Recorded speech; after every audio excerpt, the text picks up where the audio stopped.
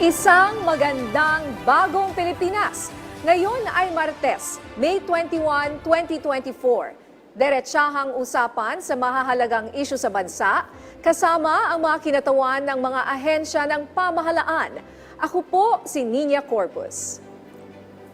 Mula sa Department of Justice, ako po si Yusek Margarita Gutierrez. Ihahatid namin ang mga programa at serbisyo para sa taong bayan. Tutok lang, narito na ang Bagong Pilipinas ngayon.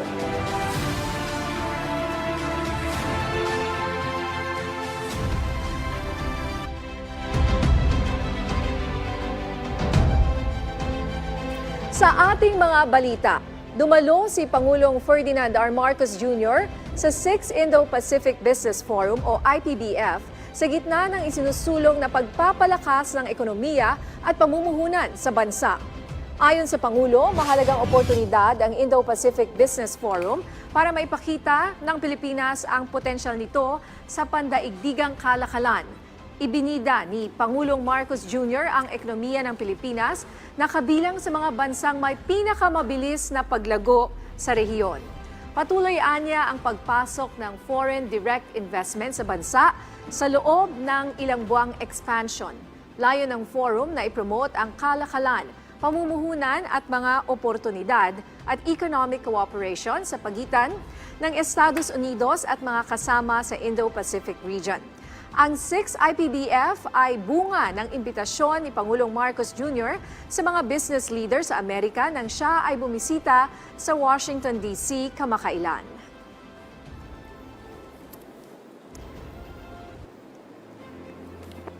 Magandang tanghali po sa inyong lahat and syempre good afternoon sa iyo, Yusek Marge. Good afternoon, Nina, and I'm happy to be here again. Yes, and I I'm missed happy you last week. I know.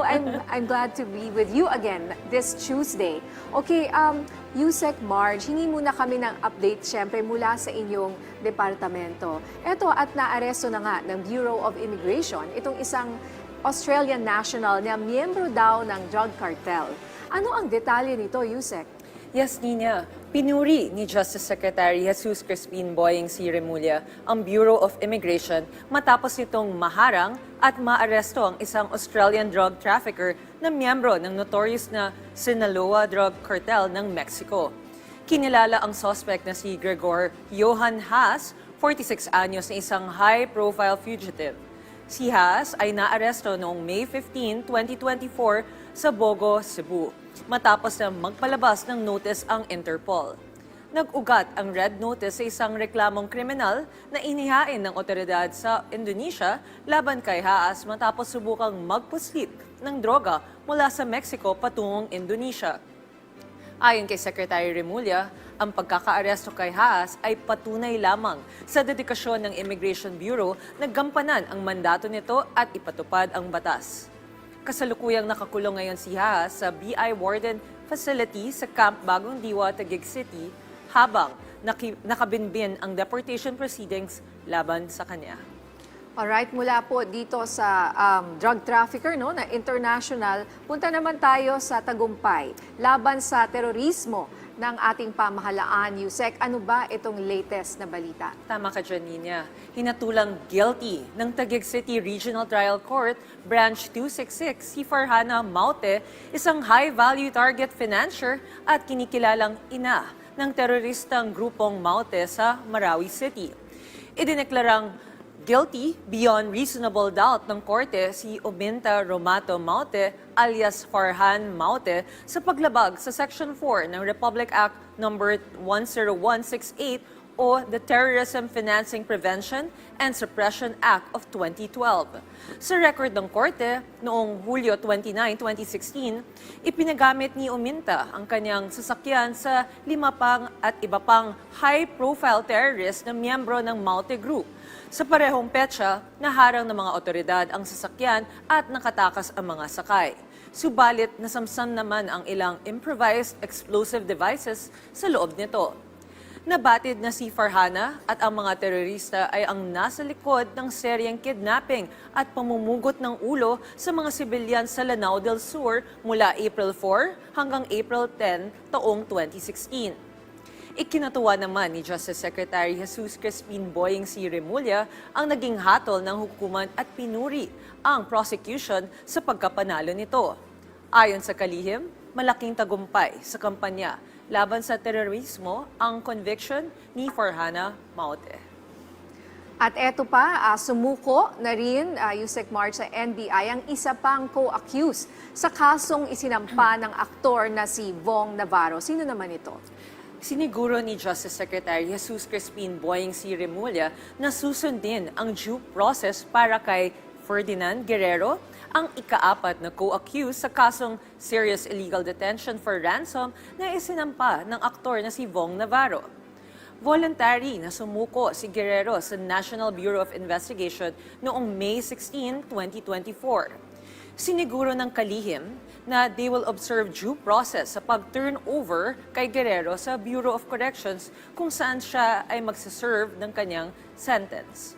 Ayon kay Secretary Remulla, ang pagsuko ni Guerrero ay pagkilala sa accountability o pananagutan sa kanyang nagawang krimen.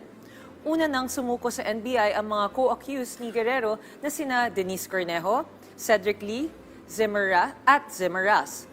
Ang apat ay nahatulan ng reklusyon perpetua na may karapatang pangkabilanggo ng 20 to 40 years. Okay, maraming salamat sa mga update na yan, Yusek Marge, sa mga ibinahagi mo mula sa DOJ. You're welcome, Nina. Price monitoring ng DTI sa pagpasok ng La Nina sa bansa. Ating pag-uusapan kasama si Consumer Protection Group Assistant Secretary Attorney Amanda Nograles ng Department of Trade and Industry. ASEC Nograles, magandang tanghali sa iyo. Hello po, magandang tanghali sa inyo. ASEC, dito sa pagpasok ng La Nina sa bansa, paano po ang gagawing price monitoring ng DTI sa presyo ng mga basic commodities? Ano po yung tinututukan ninyo dito sa ngayon? Opo, so sa ngayon po, lalo na ngayon papasok ang La Nina. Yung price monitoring po ng DTI, ginagawa po natin yan very diligently nationwide.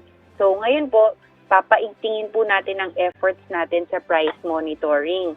Ang mga hoarding at saka po any other acts of illegal price manipulation, yan po huhulihin po yan ng ating DTI price monitors and sasampahan po sila ng karampatang kaso. Maliban dyan, tayo po ay nakikipag-ugnayan sa mga local government units para po sa reactivation ng tinatawag nating LPCCs, no? So, Local Price Coordinating Council. So, meron po tayong mga monitors na katulong po natin na magmo-monitor din po sa LGU level ng presyuhan ng mga bilihin. Tapos, pangatlo po, para po tulong sa ating mga consumers, para po makontrol ang pagtaas ng presyo ng bilihin at saka ma-ensure na ang supply po natin ay stable lang po. Meron po tayong efforts para mapanatili ang presyo ng mga basic necessities and prime commodities.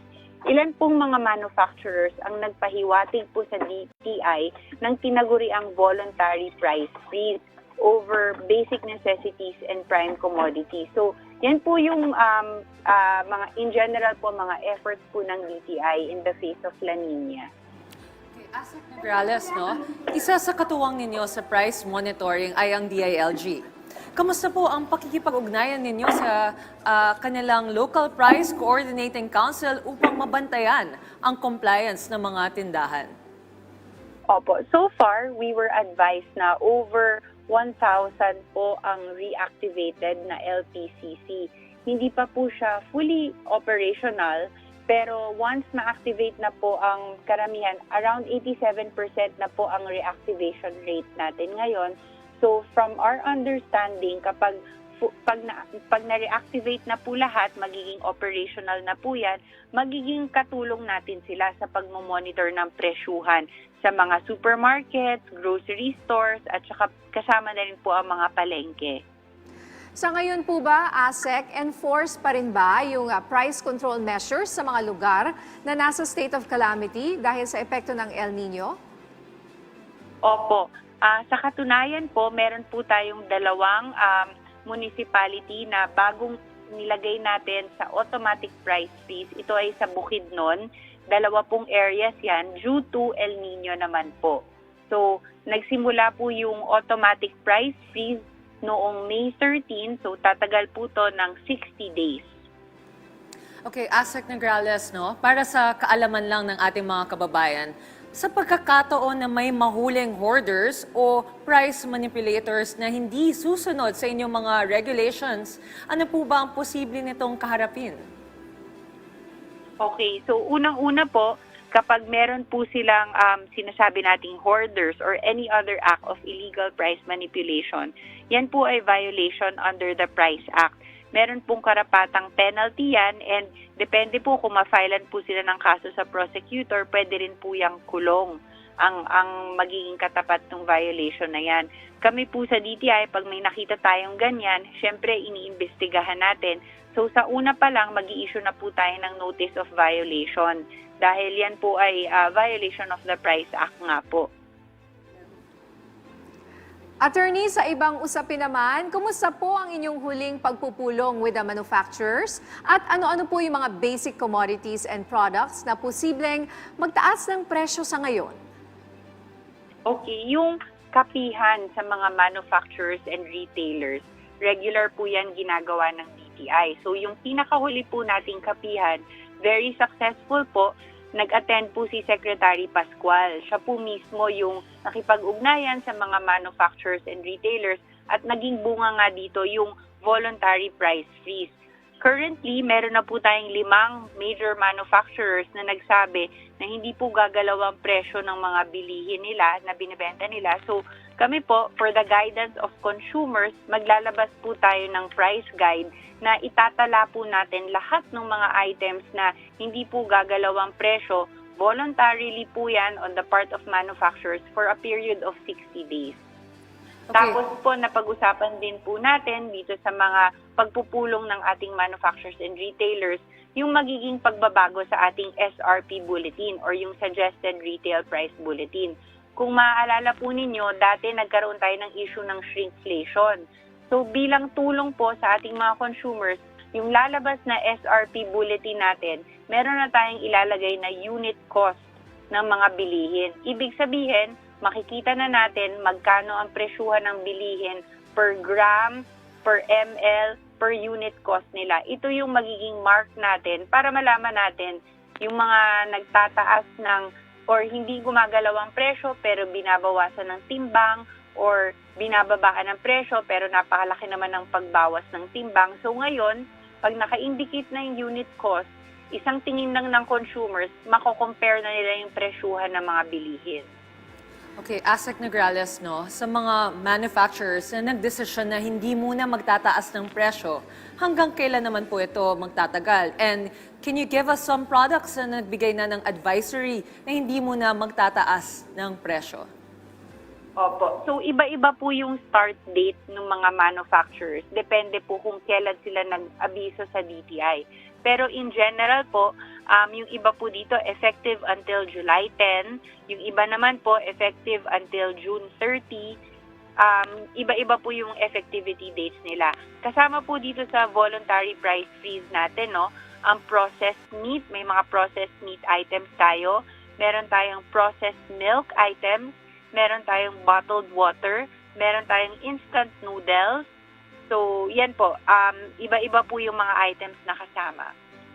Sa ibang usapin naman, Asek, may tanong po mula sa GMA News Desk. Panahon na naman po ng travel at may nabibiktima ulit ng travel scams. Baka meron po tayong paalala at sakali po paano daw po maaaring magdulog ng reklamo sa inyo dyan sa DTI at paano raw ano daw ang maaaring hakbang na gagawin ng DTI sa mga nang-i-scam na ito? Opo. So usually po yung mga travel scams, yun po yung nagbubook tayo, tapos pagdating natin sa hotel or sa location, hindi po darating yung susundo sa atin or hindi natin ma-avail yung package na binayaran tayo.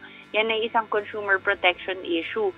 So ang warning po natin sa ating mga consumers, mag-book or makipag-transact lamang sa mga lehitimong travel agents or yung providers na alam nyo na registered sila sa DTI or registered sila sa SEC, registrado sa BIR. Titingnan po natin yung mga permits nila bago po tayo magbayad siguraduhin po natin na doon tayo sa tamang payment instructions kung saan tayo magbabayad at saka kung nagbayad man tayo, ano pong i-expect kapag nagbayad? Kaliwaan ba ibibigay ang electronic copy ng ticket or yung reservation natin sa accommodations natin? And then finally, sa mga bumibili po online, i-check din po yung mga reviews. Makikita naman po sa mga reviews kung meron dong mga aberya or any mga reklamo nila tungkol dun sa nagbebenta ng tickets or mga reservations nila sa accommodations nila. Pero kung sakali, kahit nag-iingat na po ang ating mga consumers at nabiktima pa rin sila nitong mga travel scam, pwede po nila yan ireklamo sa amin sa DTI.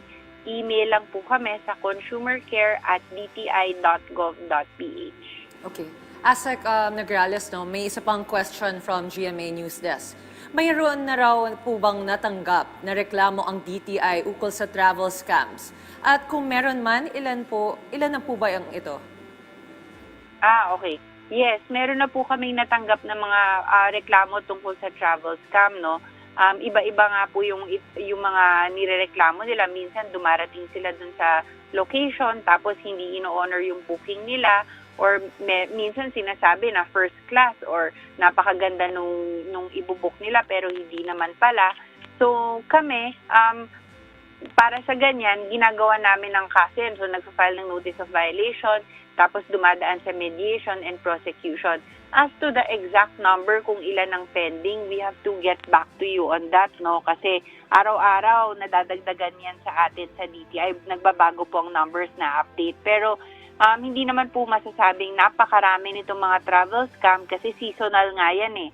Sa panahon ng summer, maraming nagbabiyahe. Sa panahon ng mga vacation ng mga bata, maraming nagbabiyahe. Pero iba-iba po ang numbers at any one point, so we'll get back to you on the exact number. Alright, mensahe at paalala nyo na lang po sa ating mga consumer mula dyan sa inyo sa DTI. Okay, yun lang po. Thank you so much for inviting me. Ang paalala lang po natin bilang consumers, always maging mapanuri at saka mag-iingat po, lalo na sa mga bumibili online. At kung meron man tayong mga reklamo or any issues na gusto nyong i-discuss sa amin sa DTI, open po ang aming tanggapan. Email lang po kami sa consumercare@dti.gov.ph. Maraming salamat po sa inyong oras, Consumer Protection Group Assistant Secretary, Attorney Amanda Nograles ng Department of Trade and Industry. Dito naman tayo sa Rice Tarification Law Amendments at mga paghahanda ng agri-sector sa pagpasok ng La Nina sa bansa. Ating pag-uusapan kasama si Agri Party List Representative Wilbert Lee. Congressman Lee, magandang tanghali po. Magandang tanghali, Ninya. Magandang tanghali, Yusek March. Magandang tanghali po sa lahat ng ating pong nanonood at nakikinig. Magandang tanghali po sa inyong lahat. Nagpapatuloy po ang deliberasyon ng Kamara sa panukalang pag-amyenda sa Rice Tarification Law. Ano po ang aasahang tatalakayin ngayong linggo? Well, actually, nasa third reading na po siya ngayon. No? Isasalang po ito at inaasahan po natin ito ay maipapasa sa agad-agarang panahon dahil ito po ay certified urgent bill ng ating Pangulo. Natutuwa nga po tayo dito dahil proactive po ang ating pamahalaan dito para po tuluyan na matuldukan ito pong mga pasakit o pasanin po ng ating mga magsasaka, mga kababayan patungkol po sa local food products at ito pong mga local consumers natin. Maganda po ito at ito ay naasahan nating mapapasa na po. Congressman Lee, sir, pag-usapan naman natin ang PhilHealth. Ano po ba ang nag-udyok sa inyo na maisagawa ang 30% na increase at sa ngayon ay patuloy ninyo pa po na pinapaangat sa unlimited coverage? Tama po ba? Well, Ninya, Yusek, actually galing po ako ngayon sa hearing ng Committee on Health.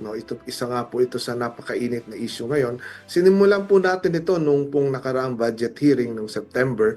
Kasi doon po natin talaga ito po ay tinalakay, tinukoy po natin dahil sa aking pag-iikot talagang nalaman ko na ang isa po, no, bukod sa pagkain, ng isang pangamba ng ating mga kababayan ay tungkol talaga sa kalusugan. Na pag sila ay nagkasakit, wala silang pambayad sa ospital, walang pambili ng gamot, apektado yung kita nila, ubos yung ipon, baon sa utang. No? So doon po tayo nagsimula. Ngayon, kagagaling ko lang actually doon at ito po ay sinabi uli natin. Nakita ka na kasi natin doon po sa Committee on Health, napakarami pong bills na nakahain. Pinag-uusapan po dito ay paano i-invest yung mga sobrang pera ng PhilHealth. Dahil kagaya ng sabi ko kanina, napakaraming pera po ng PhilHealth. No? 466 billion ang kanilang perang naka-invest sa iba't ibang bangko at 100 plus billion ang kanilang kinita last year and 100 billion yung binibigay na subsidy ng pamahalaan. So ang sabi ko doon, imbis na pag-usapan natin kung saan po i-invest itong mga pera, no, na sobra, dapat pag-usapan po na natin dito kung paano po mapapataas ang antas ng serbisyo na binibigay ng PhilHealth. Paano po palawakin ang benepisyo ng bawat isang Pilipino. Ito po ang isang gusto natin talagang gawin. Gusto natin gawing full coverage ang mga sakit katulad ng cancer, heart disease, stroke, ito pong mga dialysis, gusto po natin ito po ay full coverage. No? Bagamat 156 session na po ang dialysis ngayon, pero ang binibigay ng PhilHealth ay 2,600 pesos lang. Alam natin na pag nagpa-dialysis ka, bawat session umaabot po ito ng 4,500. No? So, ang laki ng kulang pa. So, ang gusto natin mangyari, ito po ay maging full coverage. No? Bukod dyan, gusto natin palawakin yung sinasabing no balance billing at talagang i-implement ito. No? Kasi hindi po ito nangyayari. No? Bagamat ito ay nasa ating Universal Healthcare Law, hindi po ito nang nasusunod na no balance billing, no? So yan po ang mga talagang pinaglalaban natin dahil mayaman man, mahirap ang gusto natin, may karapatang mabuhay, o ang mayaman nga nababankrupt, paano pa yung mahihirap, no? So yan ang gusto nating gawin, no? Ninya and Yusek, talagang alisin, no? Kung hindi man totally maalis, mabawasan yung pangamba ng bawat isang Pilipino patungkol sa pagkakasakit. Maganda po yung mga nabanggit ninyo. Siguradong matutuwa ang ating mga kababayan, lalo na po yung ang taas-taas na po ng kanilang gastusin, tulad po sa na-mention yung mga dialysis at cancer. Do you mean to say, Congressman, for example, pagdating po sa dialysis, pag sinabi yung full coverage, karamihan po kasi sa mga pasyente ay kailangan nila ito for life. So habang buhay na pwede silang bigyan ng free dialysis. Pagdating naman po sa cancer, so lahat po ba ng sinasabi nyo, lahat ng chemotherapy treatments, for example, hanggang sa malabanan niya ito at ma-survive yung cancer, kasama po dito sa inyong pinopropose? Tama po kayo, no, Yusek Ninya, no. Talagang ang gusto natin mangyari dito, no, yung katulad sa dialysis, gusto natin mangyari, bagamat ito ay 156 session na kada taon, kaya lang, pag nagpa-dialysis ka, ang sinasagot lang ng PhilHealth ay 2,600, no. So, kailangan mo sagutin yung mga gamot dito at yung ibang gastusin na umaabot po sa 4,200 to 4,500. Ang gusto natin mangyari, ito po ay maging full coverage na. And pagdating naman po sa cancer, hindi lang po lahat ng gamot ng cancer, no? Lahat po na alam natin, napakaraming bagong gamot po pagdating sa cancer, no? Kaya lang hindi pa po ito lahat nako-cover, no?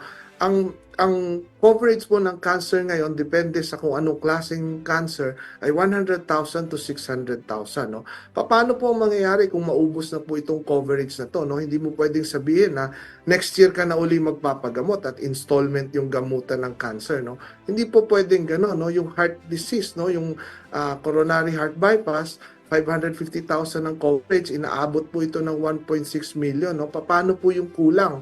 So saan po ito kukunin? Ang gusto po natin mangyari, lahat po ito ay sagutin ng PhilHealth, no? Yung pong mga pagdating sa cancer kanina, sinabi ko uli doon sa committee hearing, napakatagal na po ng teknolohiya ng MRI, CT scan, PET scan.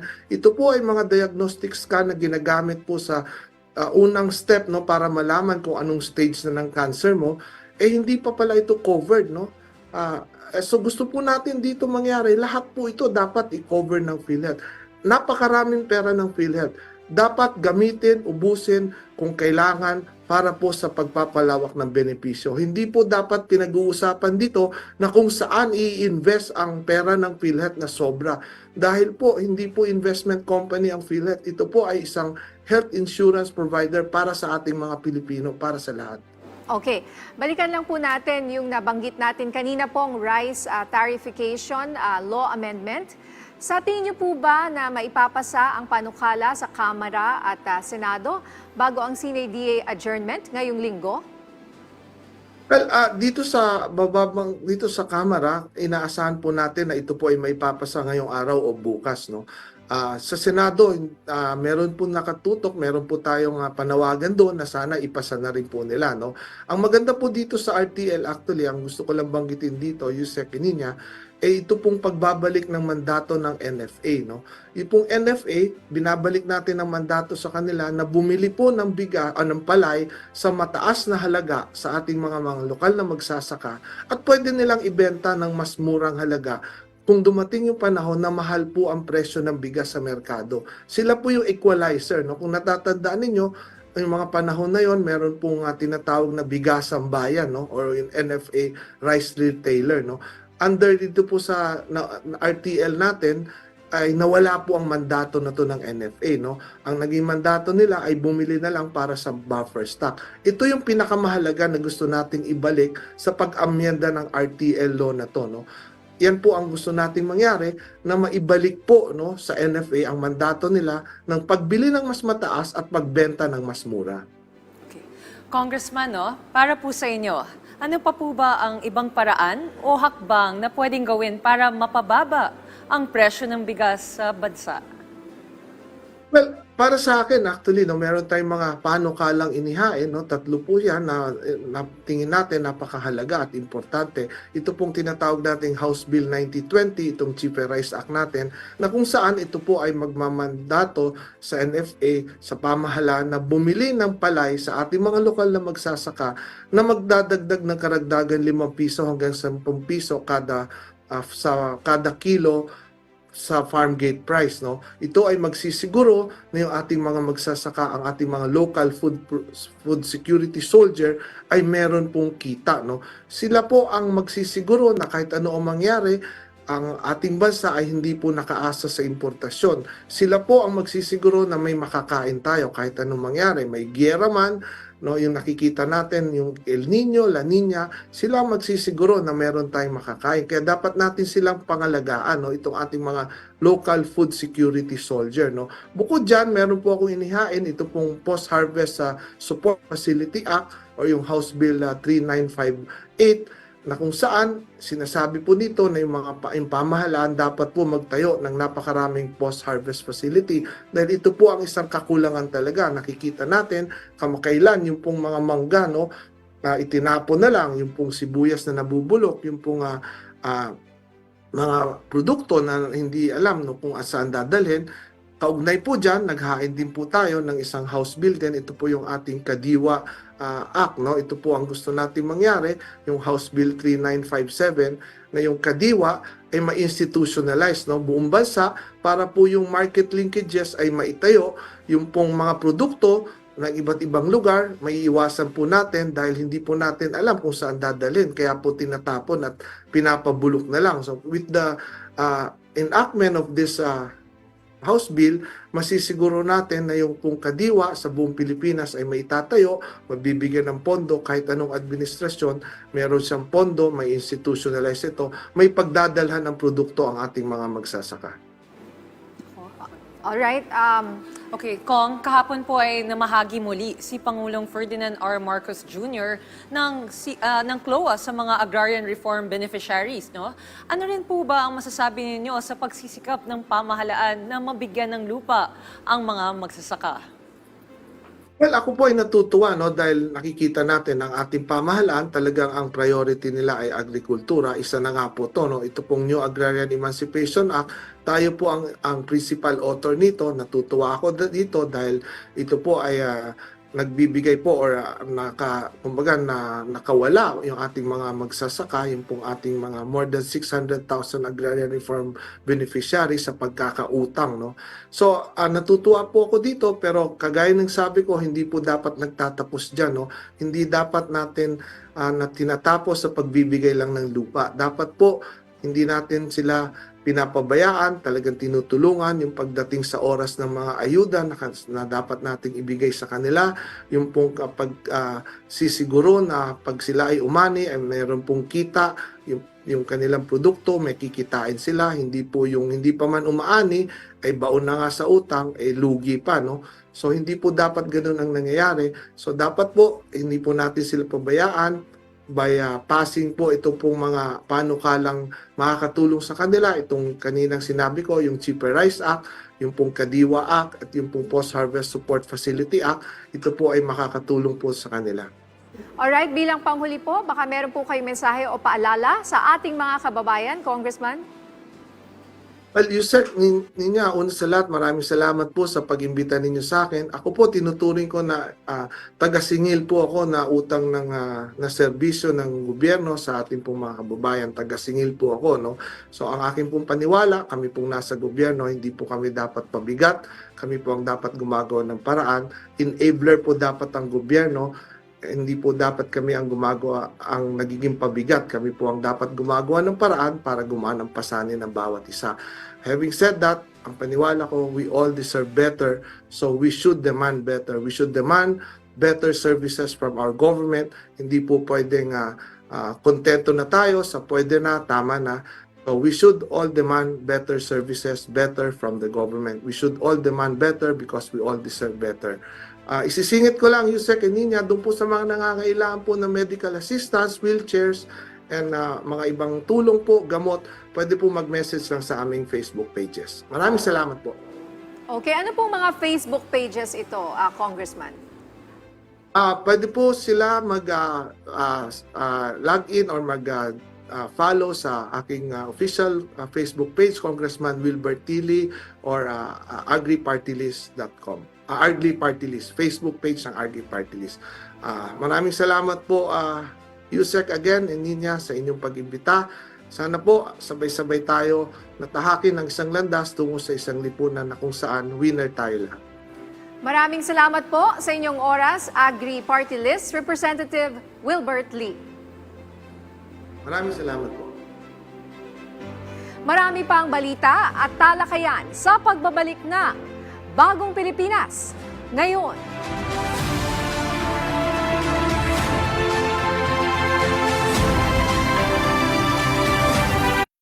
Saan mapapanood ang PTV? Sa bawat sulok ng Pilipinas. Reaching millions of Filipinos across the country through the power of terrestrial TV. Abot na abot namin ang mga Pilipino para sa tapat na balita at impormasyon. Dito'y Cordillera, kan entero ang Luzon.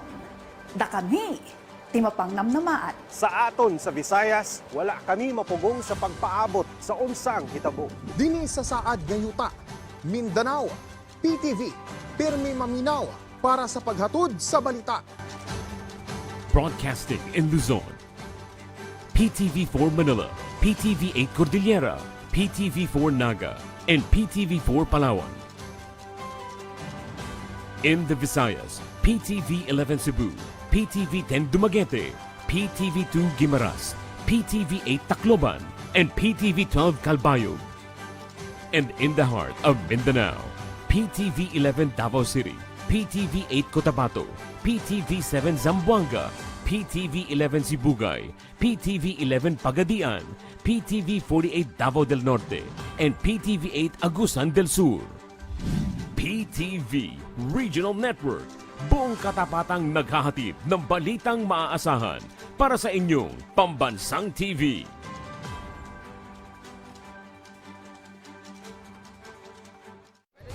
Time to take your mobile gaming to the next level.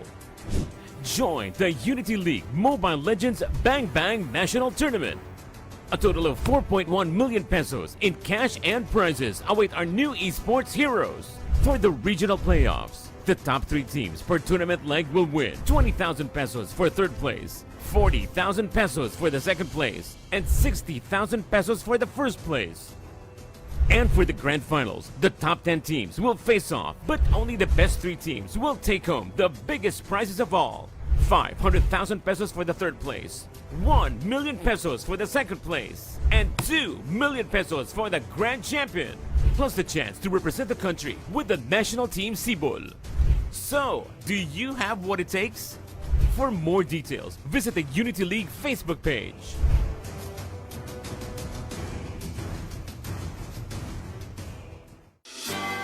Pagpatak ng alauna ng hapon, sama-sama tayo tumutok sa sentro ng mga balita bilang mga tagapaghatid nyo ng tapat at napapanahong impormasyon.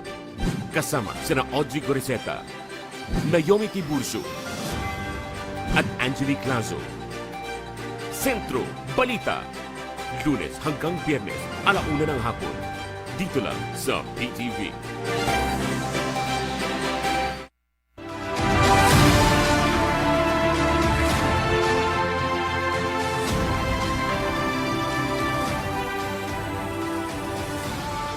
Nagbabalik ang bagong Pilipinas ngayon. Aberya sa Air Traffic Management Center sa NAIA kahapon, ating pag-usapan kasama si Sir Eric Apolonio, ang tagapagsalita ng Civil Aviation Authority of the Philippines o CAAP.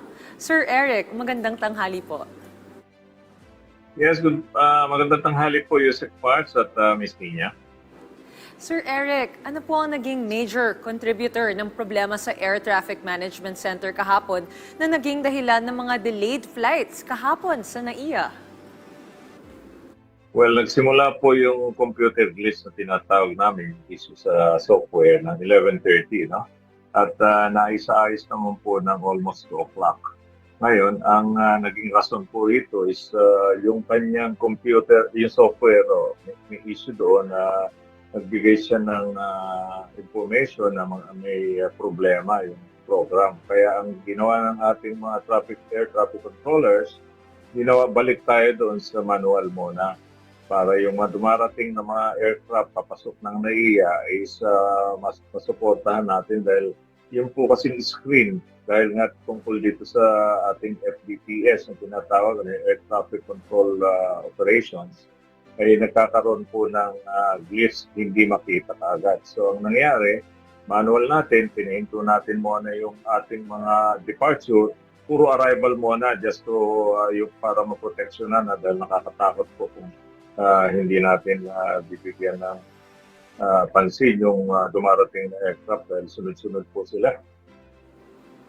Sa inyo pong monitoring, ilang domestic at international flights po ang naapektuhan sa kabuuan kahapon? At ano po yung assistance na natanggap ng mga apektadong pasahero? For almost 2 hours po ay naayos naman natin yung issue at nagkaroon po tayo ng 38 domestic flights na delay at 21 international flights. But 3 lang po yung nagkaroon ng flight cancellation. Okay. Sir Eric, hanggang ngayon po ba ay epektibo pa din yung 24-hour operations ng mga runway para sa pagbabalik normal ng operation ng paliparan? Well, yun po ang ginagawang recovery flights. Kaya nag-extend ng NAIA, hindi mo na nila yung maintenance nila, hindi mo nila itinuloy kagabi para yung mga recovery flights na tinatawag, yung naipit ng umaga, ma-servisyohan para makumpleto dahil unang-una po yung operation natin pag schedule flights hindi po pwedeng magpasingil ng ibang flights. Sir, may ilang mga airline company din po ang nagdeklara ng kanselasyon sa kanilang flights. Paano naman po yung assistance sa mga pasaherong apektado nito at ano po ang magiging assistance ng CAAP dito po sa mga pasaherong ito? Diyan po sa issue na yan ay ang Civil Aeronautic Board po ang in charge dyan at meron po naman tayong passenger yung protection bill para or law para kung sakaling magkaroon ng ganyang pangyayari, pwede silang mag-complain doon sa ating Civil Aeronautic Board. Sir Eric, sa ngayon, ano po yung mga hakbang ng CAAP upang hindi na po maulit ang problema sa Air Traffic Management Center na nangyari kahapon? Okay, explain ko lang muna yung Yusek, yung ating itong CNS-ATM natin na simula ho noong 2010 at natapos noong 2017. Ang nangyari po, siyempre yung ating mga program hindi na-updated yan. currently, ina-update po natin yan dahil natulungan tayo ng Kongreso ng Senado last year na ma-expedite at napondohan naman po ito at naibalik na yung ating original service provider. Kaya lang po, dahan-dahan yung pag-update, may pace po yan, hindi pwedeng biglain. Kaya in-expect namin by third quarter of this year, medyo maisasaayos na at palagi ko wala namang mangyayaring ganito dahil pare-pareho lang naman yung sistema ginagamit natin doon sa mga katabing bansa natin. Ma-update lang po yung program, medyo maisasaayos na natin. Mensahe nyo na lang po sa ating mga kababayan. Sir, may tanong po mula kay Jean Mangalus ng Inquirer. Hintayin lang po natin. Meron po siyang pahabol na tanong.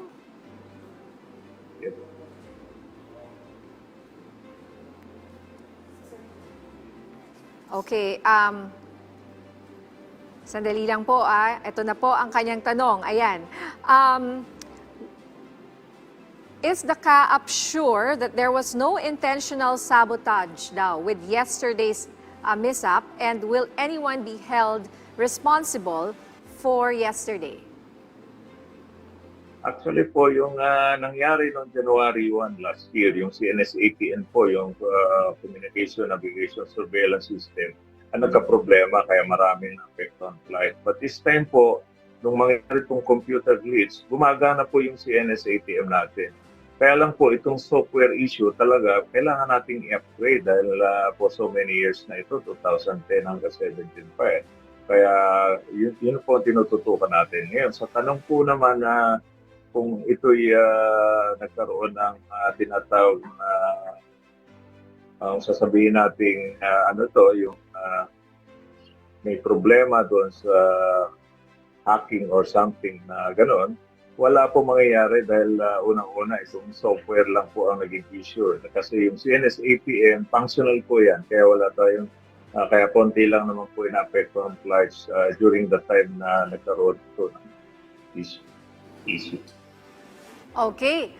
Mensahe nyo na lang po sa ating mga kababayan. Well, muli po kami humihingi ng kontin, But ginagawa pa naman po ang CAAP yung ating ma-upgrade itong ating mga air traffic system. And hopefully, itong third quarter po, hindi na mauulit ito dahil sa upgrade din na po lahat yung facilities ng ating CNS-ATM. Maraming salamat po sa inyong oras, Sir Eric Apolonio, ang tagapagsalita ng Civil Aviation Authority of the Philippines o CAAP. Salamat po. Magandang hapon. Samantala, iniimbestigahan na ng Department of Agriculture ang umano'y paglihis ng mga nakumpiskang smuggled na agricultural products. Ayon kay Agriculture Secretary Francisco Q. Laurel Jr., nakumpirma ito sa mga inisyal na pagsisiyasat, pero giit niya, nitong mga nakaraang buwan ay nakokondem o nasisira na ng tama ang mga iligal na produkto. Tiniyak din ng kalihim na nakatutok ang Inspection and Enforcement Unit ng DA sa usapin. Nais din ng opisyal na magkaroon ng condemnation facility para maayos na ma-dispose ang mga iligal na inaangkat na agri-products. Kadalasang kinukumpiska ang agri-products na nanggagaling sa mga bansang may African swine fever, bird flu o mga sakit na mapanganib sa tao at sektor ng agrikultura. Nagpahayag ng suporta si Pangulong Ferdinand R. Marcos Jr. kay Senate President Francis Cheese Escudero. Sa pahayag ng Pangulo, kinilala niya ang track record ng bagong Senate President at ang commitment nito sa serbisyo publiko. Giit ni Pangulong Marcos Jr., tiwala siyang magpapatuloy ng Senado na gawing prioridad ang mahalagang panukala para makamit ang nag-iisang layunin tungo sa bagong Pilipinas. Hinalal na Senate President si Escudero matapos magbitiw si dating Senate President Juan Miguel Zubiri kahapon. At bago po tayo magtapos, batiin rin natin ng maligayang kaarawan ang ating Head Coordinator, Elena Empas. Oh yes, Miss Elena, happy birthday to you. Happy birthday, ma'am! At dito na po nagtatapos ang ating programa sa araw na ito. Samahan ninyo kami ulit bukas para sa mahalagang talakayan at mabilis na aksyon ng pamahalaan. Mula sa Department of Justice, ako po si Yusek Margarita Gutierrez. Ako si Nina Corpus para sa Pambansang TV. Sama-sama tayo para sa isang bagong Pilipinas ngayon.